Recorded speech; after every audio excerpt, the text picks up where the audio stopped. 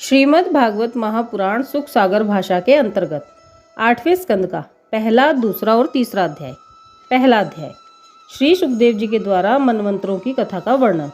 इतनी कथा सुनकर राजा परीक्षित ने कहा, हे महामुने, राजा स्वयंभू मनु की कथा तो आपने सुना दी। अब मनवंतरों के नाम तथा जिस जिस मनवंतर में श्री नारायण जी ने जो जो अवतारण धारण किए थे उनका वृतांत सुनने की अभिलाषा है, अतः आप कृपा कर उसे सुनाइए। श्री सुखदेव जी बोले, हे राजा परीक्षित, स्वयंभू मनु के समय से लेकर आज तक 6 मनवंतर बीते हैं, इसलिए पहले मनवंतर की कथा, जिसमें उसी स्वयंभू मनु ने राजा होकर 2 पुत्र तथा 3 कन्याओं को पैदा किया था, उसे मैं तुमसे तीसरे, चौथे तथा 5वें स्कंद में वर्णन कर चुका हूँ। उन्हीं की तीसरी कन्या आकुति थी, जो रुचि प्रजापति को ब्याही गई थी। उसी मनवंतर में यज्ञ भगवान ने अवतार लिया था। एक समय राजा स्वयंभू मनु सुभद्रा नदी के किनारे एक पैर से खड़े होकर तपस्या कर रहे थे। उसी समय राक्षसों ने आकर उनकी तपस्या को नष्ट करना चाहा। तब उन्हीं यज्ञ भगवान ने राक्षसों के हाथ से स्वयंभू मनु को बचाकर उसे तीनों लोकों की लक्ष्मी सहित राजा बना दिया था। यह सब कथा पहले मनवंतर की है।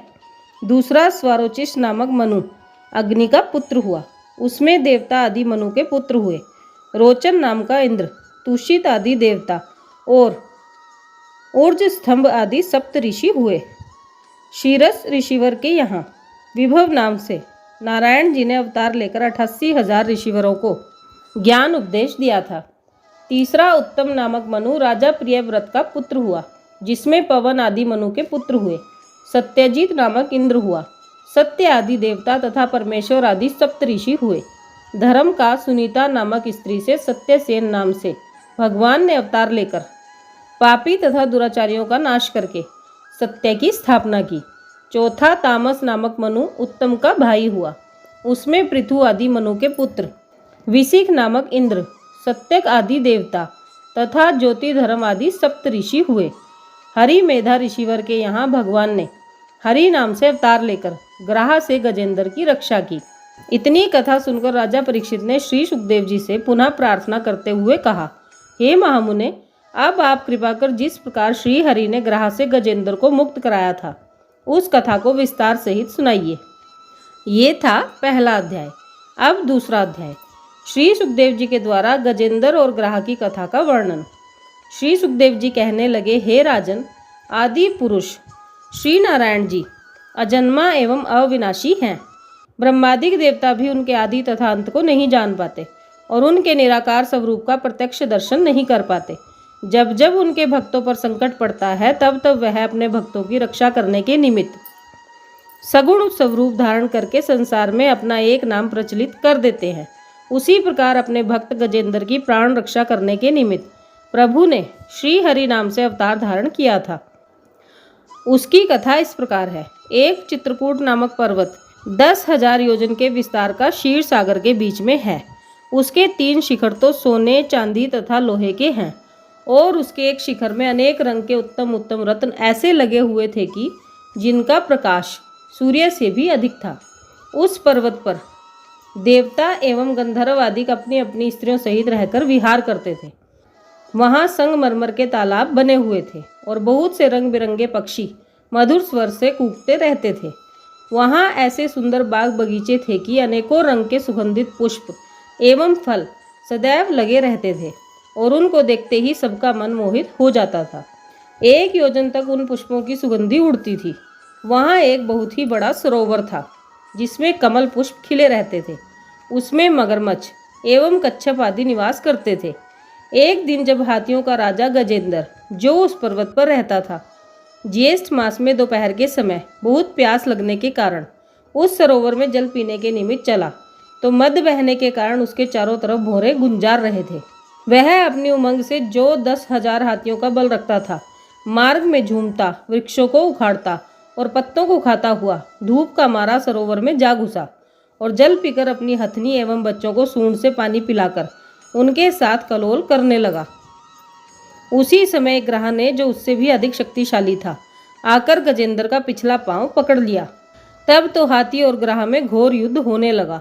कभी गजेंद्र अपने बल से ग्राह को खींचकर सूखे में ले आता और कभी ग्रहा गजेंद्र को खींचकर जल में ले जाता था।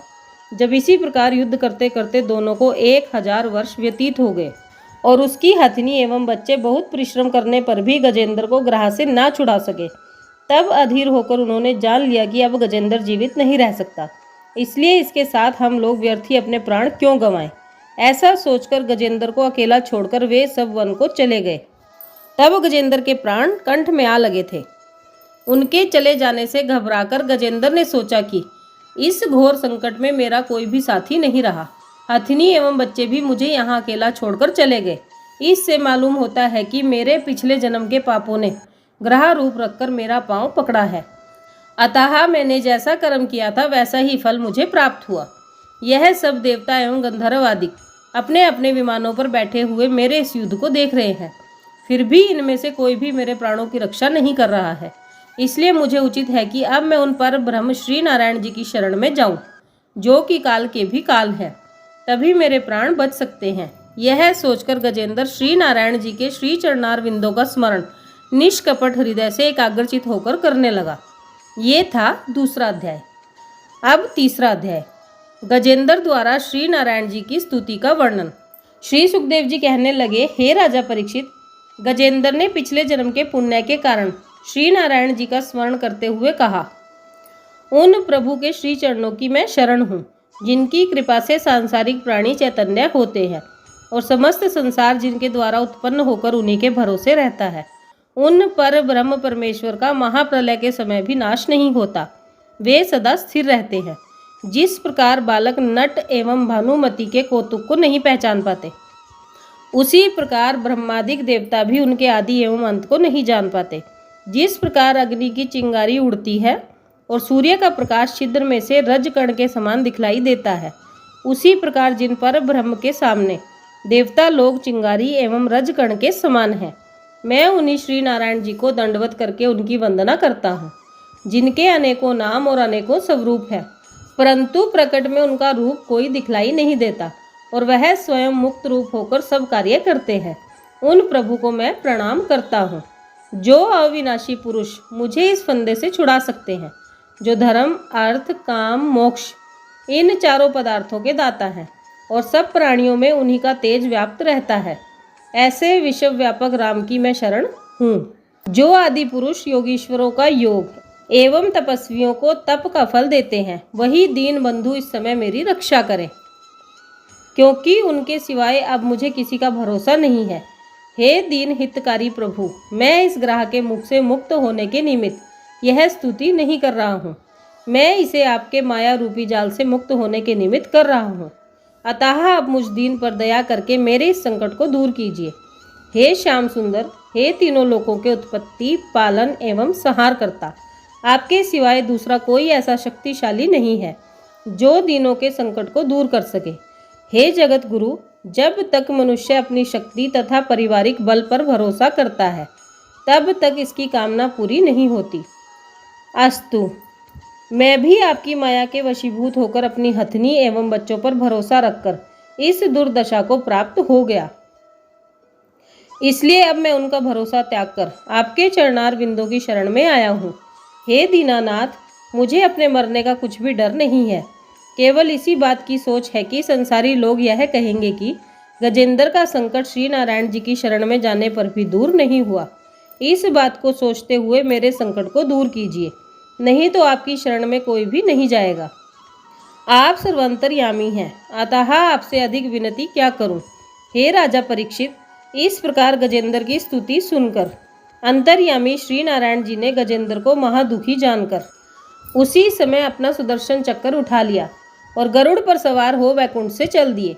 जब गजेंद्र ने देखा कि वैकुंठ अधिपति सुदर्शन चक्कर हाथ में लिए गरुड़ पर सवार हो आकाश मार्ग से मेरी रक्षा करने के लिए चले आ रहे हैं, तब उसने एक कमल का पुष्प अपनी सूंड से तोड़ लिया और उसे ऊंचा उठाकर पुकारने लगा, हे नारायण, हे जगत गुरु, हे दीन बंधु, हे भगवान, हे दुख भंजन, हे श्याम सुंदर, हे ज्योति स्वरूप, मैं आपका शरणागत होकर दंडवत करता हूँ, अतः आप शीघ्र ही मेरी रक्षा कीजिए। जैसे ही श्रीहरि ने उस गजेंद्र के यह दीन वचन सुने, वैसे ही सुदर्शन चक्र को हाथ में लेकर गरुड़ से कूद पड़े और दौड़कर वहां जाते ही सुदर्शन चक्र से ग्राह का मुंह चीरकर उसे मार दिया और गजेंद्र को सरोवर से खींचकर बाहर निकाल दिया। ये था तीसरा अध्याय। बोलिए श्री कृष्णचंद्र भगवान की जय। आज की वीडियो में बस इतना ही, फिर मिलेंगे अगली वीडियो में। राधे राधे।